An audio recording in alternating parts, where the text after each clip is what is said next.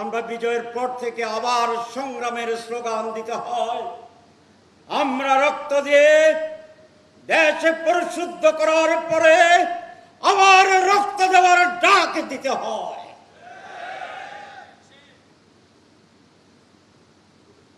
সংগ্রামী উপস্থিতি, এই কথা পরিষ্কার, সকলে একই কথা বলছি, তিনটা চারটা কথা।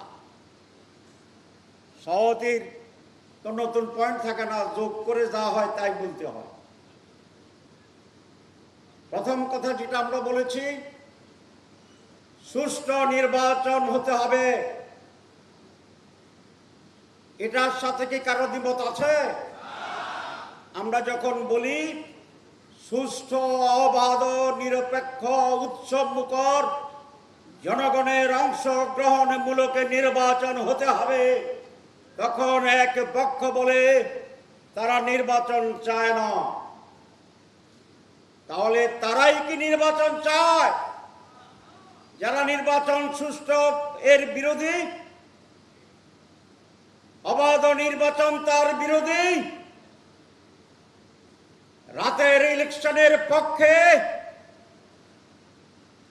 সুতরাং তারাই নির্বাচন নিয়ে ষড়যন্ত্র করছে, যারা সুষ্ঠু অবাধ নির্বাচন অনুষ্ঠানে বাধা তৈরি করছে। এই খেলা আর চলবে না। দুই, আমরা বলেছি রিফর্ম করতে হবে, সংস্কার করতে হবে। মাননীয় প্রধান উপদেষ্টা বলছিলেন সংস্কার, দৃশ্যমান বিচার, তারপরে নির্বাচন। আমরা তো আপনার কথাই আছি। সংস্কারের জন্য আমি কমিশন করেছেন, আমরা বসেছি বারবার, আমরা ঐক্যমত্যে পৌঁছেছি।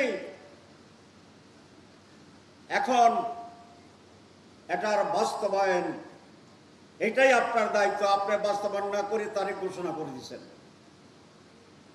ভালো। তারিখের ব্যাপারে তো আমরা দ্বিমত পোষণ করছি না। আমি অনুরোধ করছি তারিখ আগাইয়া এটা 13 ডিসেম্বর করেন। জামাত ইসলামী স্যার আগামী 13 ডিসেম্বর 2025 নির্বাচন হোক। অসুবিধা আছে? আমাদের কোনো অসুবিধা নাই। ডিসেম্বরেও নাই, জানুয়ারিতে নাই, ফেব্রুয়ারিতে নাই, এপ্রিলে দিলেও কোনো অসুবিধা ছিল না। আমরা সবসময় নির্বাচনের জন্য প্রস্তুত। আপনি বলেছেন সংস্কারের পরে নির্বাচন,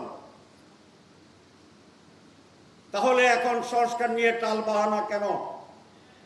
আমরা কি 30 দিন চড়ুইবাতি খেলতে গেছিলাম? এটা কি হাডুডু খেলা ছিল?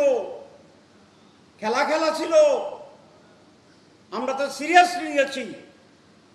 আপনি যদি খেলা মনে করে আমাদেরকে এঙ্গেজ করেন, তাহলে আপনি ঠিক করেন নাই।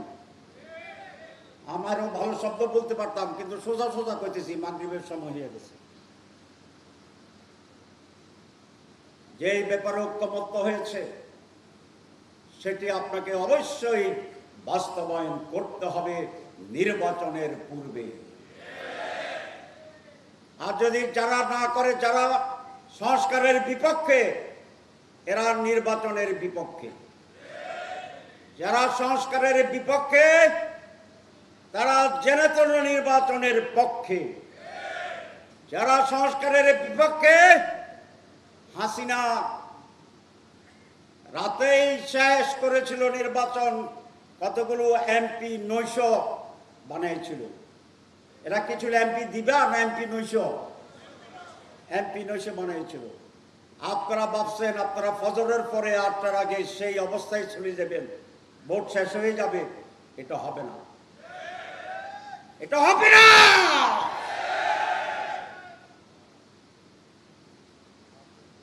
কেন হবে না? জনগণ, যে জনগণ আপনাদেরকে গদিতে বসাইছে, সেই জনগণ এখনো মরে নাই, চেতনা যায় নাই। অনেকে ভাবছেন আমরা বিভক্ত হয়ে গেছি আর চেতনা নাই। আছে। যদি না থাকতো শেখ হাসিনা টুস করছে আর 32 নম্বর শেষ। সব আবার এক হয়ে গেছে না? এইবারও পিআর যদি না দেন, সুষ্ঠু নির্বাচন যদি না করেন, পিআর তো আপনিই বলছেন প্রস্তাবে আপার হাউস পিআর। আপার হাউস মানে কি? তাল গাছের পুরাটার উপরেরটা হচ্ছে পিআর, আপার হাউস। তো নিচেরটা যদি কিচ্ছু না হয় তো উপরে যাবেন কেমনি? কথা বোঝা গেছে? উপরেরটা পিআর, নিচেরটা ডিআর। তো তাহলে উপরে ফিয়ারে যাইতে হলে নিচে তো ফিয়ার হইয়া বাইরে সেই বাইরে তো যাইতে হইবে। এই কথাটা ওনারা বুঝে না। এই মুহূর্তে দরকার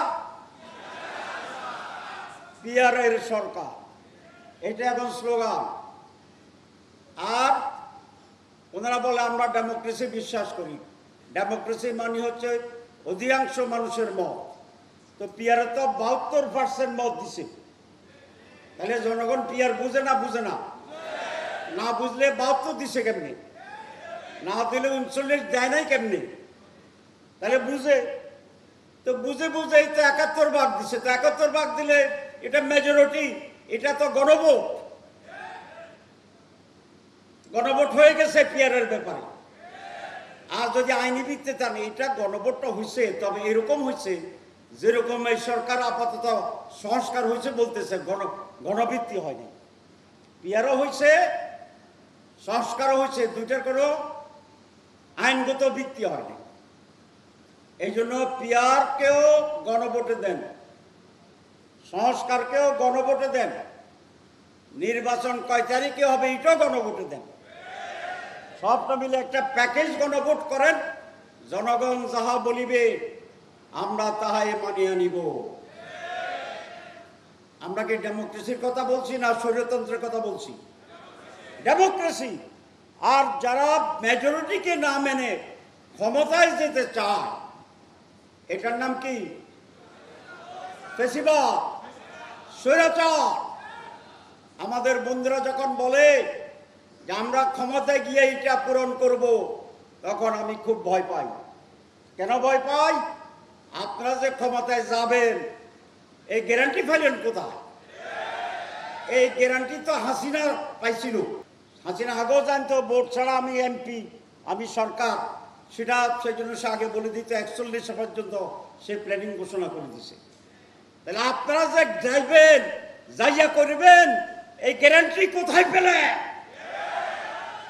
এখানে ষড়যন্ত্রের গন্ধ পাওয়া যায়,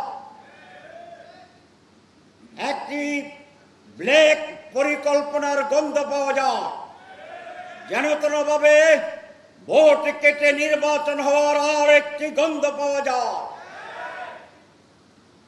আপনারা যাবেন, প্রথম আমারও একটা সন্দেহ ছিল, বোধহয় যাইতেও পারে।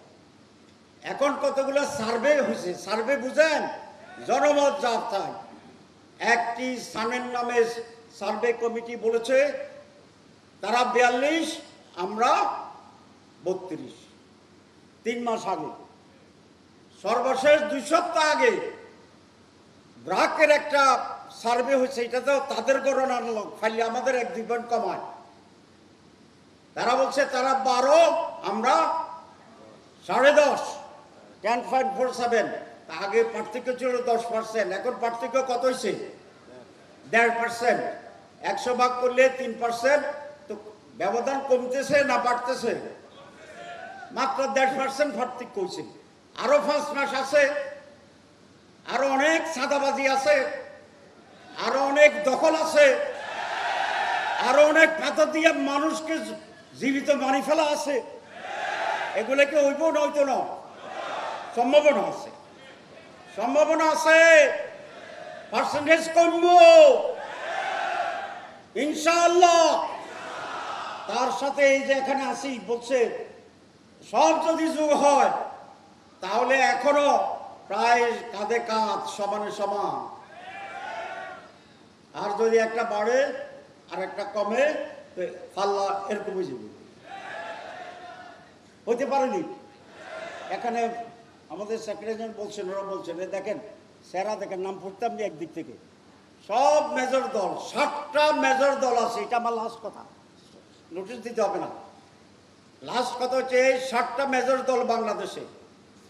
একটার নাম বিএনপি, একটার নাম জামাত ইসলাম, একটার নাম ইসলামী আন্দোলন, একটার নাম এনসিপি, একটার নাম আমাদের বাচ্চাবাদের ইসলামী খেলাফত মজলিস, দুই তিন যেটাই আছে, নেজামে ইসলাম, তারপরে খেলাফত মজলিস, এরপরে বাংলাদেশ খেলাফত মজলিস, এরপরে খেলাফত আন্দোলন, এরপরে গণ অধিকার, এনসিপি, সবগুলা যোগ, শুধু একটা দল বাইরে আছে,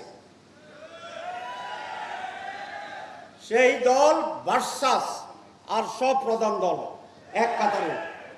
তাইলে তাইলে আল্লাহর রহমতে, বলেন আল্লাহর রহমতে, ইনশাআল্লাহ, আল্লাহর দয়ায়, আল্লাহর ব্লেসিংয়ে এদেশের মানুষের কল্যাণের জন্য, মুক্তির জন্য 54 বছর আমরা স্বাধীনতা ভোগ করতে পারি নাই। সেই জন্য গায়বী মদদে ইনশাআল্লাহ, আল্লাহর ইচ্ছা, যেভাবে বিপ্লব হয়েছে জুলাই মাসে আগামী নির্বাচনে এরকম একটি পজিটিভ বিপ্লব হবে। এই সবাইকে ধন্যবাদ। শেষ কথা, আমরা যারা পিয়ার চাই, যারা সংস্কার চাই, যারা দুর্নীতিমুক্ত বাংলাদেশ চাই, সবাই মাঠে আবার ঐক্যবদ্ধভাবে, যৌথভাবে আমরা এই দাবি পূরণে সরকারকে বাধ্য করব।